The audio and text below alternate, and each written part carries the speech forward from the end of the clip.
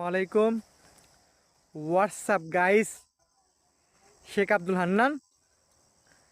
আজকে চলে আসলাম নবাবগঞ্জে দৌলতপুর গ্রামে।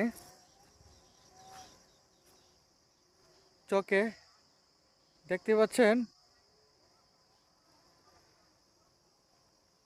যদূর চোখ যায় বিভিন্ন ধরনের ফসলের ক্ষেত দেখতে পাচ্ছেন। এই দৌলতপুর গ্রামে চকে এক সময়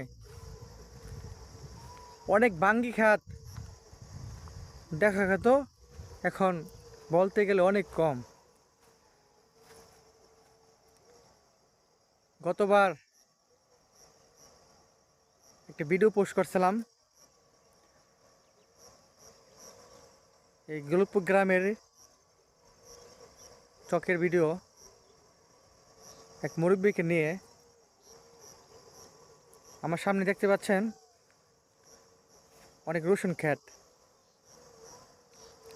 সন্ধ্যা আস্তে আস্তে হয়ে আইতেছে, সূর্য আস্তে আস্তে ডুবে যাচ্ছে। চারিপাশে প্রাকৃতিক সৌন্দর্য দেখতে পাচ্ছেন। যারা গ্রামে ঘুরতে ভালোবাসেন বিকেলবেলায়, তারা গ্রামে যাবেন। গ্রামের চারিপাশের প্রাকৃতিক দৃশ্য উপভোগ করতে পারবেন। সকলকে ধন্যবাদ। খুদা হাফেজ।